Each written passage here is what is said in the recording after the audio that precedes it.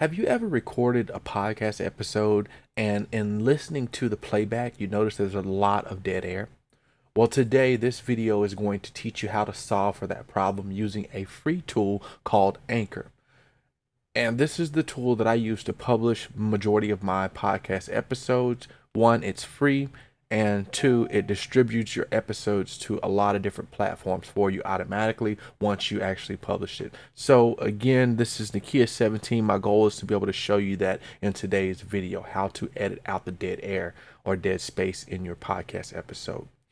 Before we get into the video, I want you to like this video so that way we can share this video with the masses of people who really face this challenging problem that you may see with your podcast episode. And hopefully this video will be of help to all those podcasters that are out there. So I want to show you the tool itself and what it looks like first off by displaying my screen, as you can see here. And so this is Anchor. I've got an episode that I've already started the process of being able to upload. So I want to show you a little bit about what that looks like here. Now, as you can see, I've got audio clips that are already loaded, and you can notice that there are a few that I've already edited. So you can notice here it says edited, means I've already went in through and did some edits on it. And I want to start with this particular recording here and show you quickly how to remove a lot of the dead air. Now, in order to edit audio, first off, what you want to do is click on the three dots that are listed there. And this is additional options. When you click on that, you'll have an option for edit audio. Now, this is going to load up that particular segment of audio for you. Now, you can notice that the dead air is signaled by the line that's there. Now, these, the large peaks that you see there and the valleys, those are signifying that there's some type of audio that's present within the track. So what I like to do is I like to zoom in a little bit. Now, this is personal preference. This is completely up to you. You choose the zoom level that you need that's most appropriate for your episodes. Now, if you're dealing with large audio clips, you may want to consider the amount of zoom that you use with larger audio clips because of the fact that it's going to take you more time if you zoom in. Now, since this segment is only 30 something seconds long, I'm going to zoom in twice, and this is going to allow me to be able to see the audio a lot clearer. Now, anything that has, again, that straight line, that indicates to me that that's dead air. So at the beginning of this episode, I'm going to show you what that experience is like with dead air. So I'm going to play it just to let you get the experience. Pretty soon, so you can notice there, dead air between those two spaces. So I'm going to delete that out. Now, here's one of the tricks that you want to understand.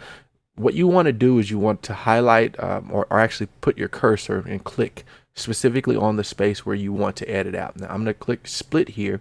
Notice what it does. It places a purple line there, and I have a trash can icon listed there. I'm going to click on the trash can. That's going to delete it. Notice it turned a darker purple color to signify, or a darker blue rather, color to signify that it's no longer part of the audio. If I hit play, pretty soon, notice I'm going to pause it again here, and then I'm going to split where the dead air is. And I'm going to do this. I want to show you this as well so you understand that the zoom level matters. Because let's say I wanted to just delete audio here. If I hit split here, notice that as it stands currently, I don't have the trash can icon because it has to be a certain length. The segment has to be a certain length in order for you to be able to get that icon. So I'm going to move this over.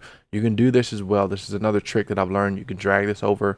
And notice that the icon finally appeared once you make it a certain space. Now I'm going to show you about how big your segment has to be in order for it to be able to show that icon. So about right here. Yeah, that's about how large the segment has to be in order to show that icon. So I'm going to go back, edit there. Now what I like to do is I like to do a pause and play method. So I'm going to play this and then I'll pause it when I know the dead air is coming up. And that again is signified by just a straight line. These men discovered how... Okay, pause there, put it there. It doesn't have to be necessarily precise, and sometimes you may want that pause between your words anyway. Prosperous it was. And I'll continue. Notice you'll get the hang of this pretty quickly as you're continuing forward in your audio clip. So, and then I'll continue their ventures. Then I want to show you what it looks like at the end once you finish a clip as well, so that you can see what options you give. The beautiful thing about Anchor is that it gives you some really good options at the end of each of the episodes. So I'll click there again, there again. I'm gonna move this over just a little bit so that I capture more of the dead space. Continue with the play. These prophets are now, again, also that small what segment, I could have took that small established segment out, the but English. I decided to leave that. I'll leave that segment because I don't necessarily need to edit that out. That's, you know, some dead air is okay. Again, you want to think about, To be you know, sanctioned how to be at the precise. highest level. And there, delete, continue. Of what is now known as the transatlantic slave trade. Now, once I finish, what I typically like to do is I like to play the audio over again just to make sure that it sounds good before I will actually save it. Now, I'm going to show you the save option. So when you click here and you click save, notice you have the option there for multiple segments, and then you have to save one new segment. Now, typically what I like to do is override the existing segment and just use that bottom option. This is, again, personal preference. It's completely up to you which of the options you choose. It's what works best for you. So, you know, what I would do is I would normally save this as a new segment. I'm not going to save it at the time because I'm going to do some additional editing a little bit later on. But this essentially is how you would edit audio using Anchor. Again, I want you to make sure to like this video and to share it out with your friends, your coworkers, your colleagues, and things like that, because this is going to really help them with being able to edit the audio piece. Thank you for tuning in.